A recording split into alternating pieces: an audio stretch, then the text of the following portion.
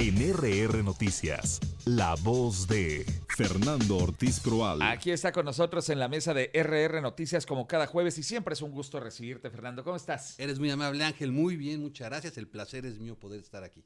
Gracias por acompañarnos esta mañana. ¿De qué vamos a platicar el día de hoy, Fernando? Pues mira, Ángel, hay muchos temas de la agenda nacional interesantes. Uno que ha venido causando polémica tiene que ver con este berrinche del presidente ante las resoluciones que él entiende no le favorecen de la Suprema Corte de Justicia de la Nación.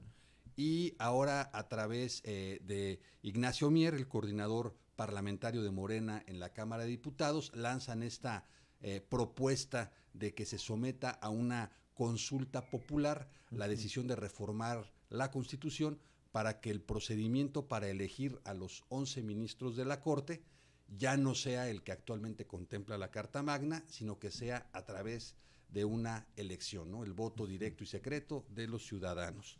Y hay muchos aspectos que platicar de esto, Ángel. Lo primero tiene que ver con que hoy no cuentan con la mayoría calificada para hacer esa reforma constitucional. Claro. Y el presidente apuesta a que con la elección del 24 Morena tenga esa mayoría calificada y entonces quien sea su sucesore, digamos, sí. Le cumpla esta petición que seguramente le hará. El tema es interesante porque el método actual es muy sencillo y favorece al Ejecutivo. El titular del Ejecutivo, siempre y cuando cumplan los requisitos constitucionales, pues que son muy genéricos, le envía al Senado de la República una terna. Cada que se va a renovar un espacio de un ministro, envía el presidente una terna y el Senado de la República, por mayoría calificada, elige de entre esa terna al que será el nuevo ministro. Uh-huh. Como dicen por ahí los expertos, ¿qué es lo peor que le puede pasar hoy al presidente? Pues que no quede su favorito, pero queda alguno de los otros dos modos, que él mismo él los propone, claro. Entonces, al final, y esto desde el método antes era una selección prácticamente directa del Ejecutivo, se democratizó en 94, digamos, de alguna manera. Pero lo cierto es que desde 1917, Ángel, hace más de 100 años, el titular del Ejecutivo ha puesto a los ministros de la Corte. Con esta medida que propone Morena y que evidentemente tiene que ver con el deseo del presidente Andrés Manuel López Obrador, se le quitaría esa facultad al Ejecutivo. Okay. La gran pregunta es, ¿y quien sea el próximo o la próxima presidenta o presidente de México está dispuesto por el capricho de su antecesor a perder la facultad de proponer la terna y que de esa terna salgan los nuevos ministros de la Corte? Yo creo que no. Olvídate de las cuestiones jurídicas, ideológicas, de conveniencia, simplemente por mantener una instancia de poder que tiene que ver con la participación del Ejecutivo en la designación de los ministros de la Corte, que es importante.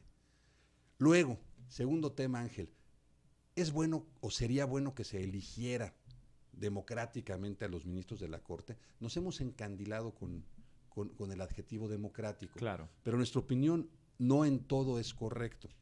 En el caso de los ministros, pensamos que no es adecuado, que si tú sueltas estas designaciones a la vida electoral mexicana, lo que va a acabar pasando es que vamos a tener ministros que a quién se la van a deber, porque habría que ver quién los va a proponer, los partidos políticos. Pues una fuerza política. O patrocinadores como tales, ¿no? O sea, ¿cuánto van a costar las campañas? ¿Va a haber campañas?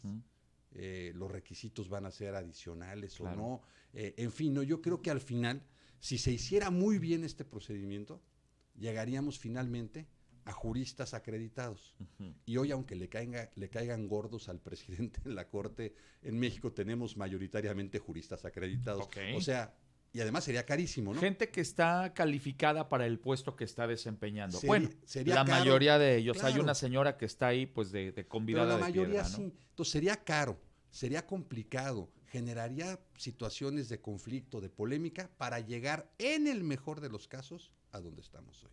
Okay. Entonces, me parece que el presidente ya no va a entender esta cuestión. Para él la Corte está resolviendo políticamente en contra de él porque está siendo manejada como un títere por esos intereses conservadores oscuros uh-huh. a los que él con frecuencia se refiere.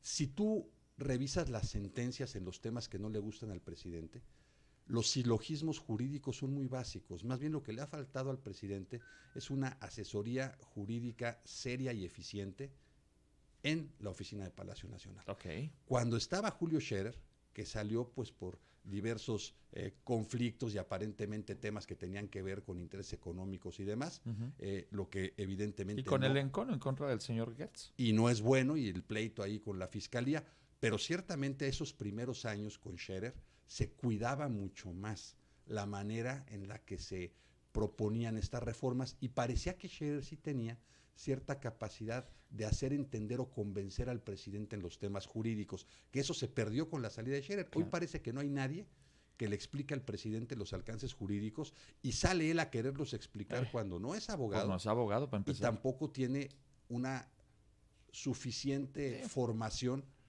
para opinar de estos temas. Digo, ¿no? ya estamos viendo en este país que no necesita ser abogado para hablar de leyes, sino pregúntenle a la señora a la señora Esquivel, que ahí sigue aún sin formalmente tener la capacidad de ser abogada, como ya está demostrado por el tema de la famosa tesis.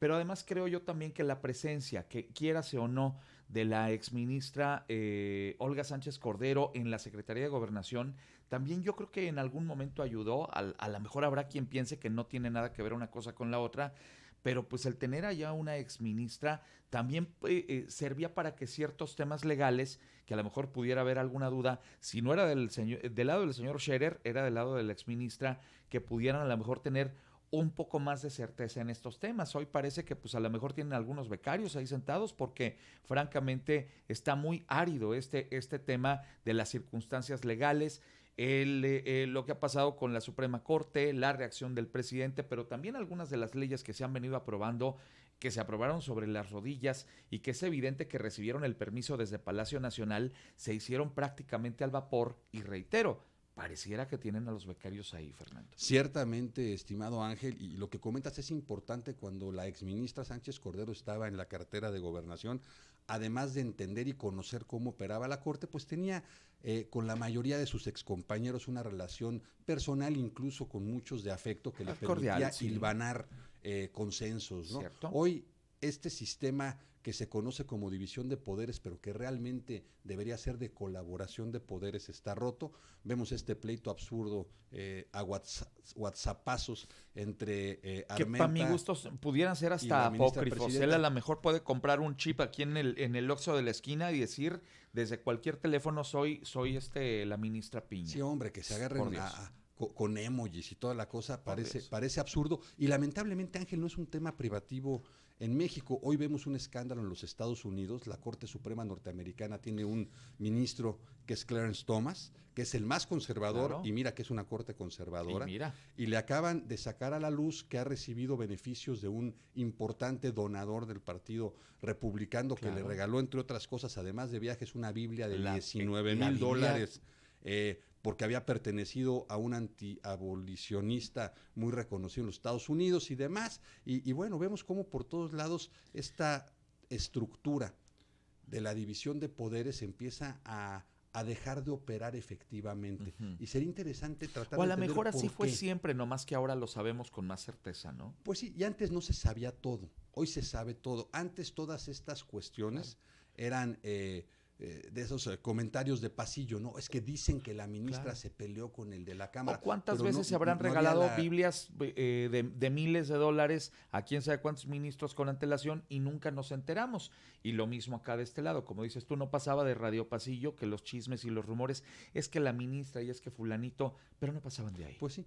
Y bueno, que se elija a los ministros, Ángel, híjole, yo creo que hay cargos, por ejemplo, el del rector de la Universidad Nacional Autónoma de México, donde elige la Junta de Gobierno, y ha habido ese debate de que no, que se permita a los estudiantes participar en esa elección, que no tendría caso. Los estudiantes no cuentan con las herramientas suficientes para juzgar la trayectoria académica de una persona y sus habilidades para poder llevar a cabo una tarea como la de rector de la UNAM. Me parece que con los ministros de la Corte sucede lo mismo. Podríamos tener una Corte de personajes populares que no forzosamente serían los mejores juzgadores.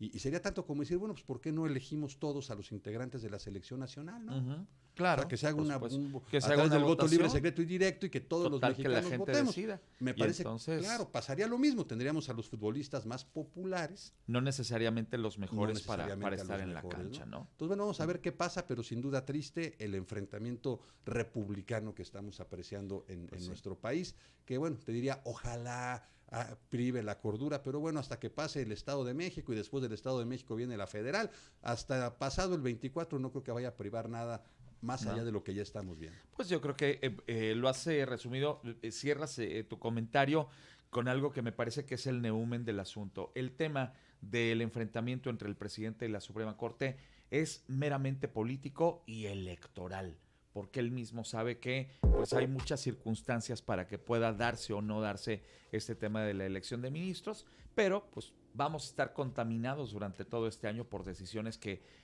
atañen directamente a las urnas. Claro, y al final esto afecta el trabajo de la Corte, sí, las sentencias pasan a segundo plano, la política queda en primero, tenemos sentencias más lentas y de menor calidad en perjuicio de todos los mexicanos, es así. Bien. Fernando, qué gusto saludarte siempre. Igualmente, estimado Ángel, un placer, excelente jueves para ti y para todo el auditorio. Fernando Ortiz Proal, con ustedes como cada jueves aquí en RR Noticias 747. Regreso enseguida contigo.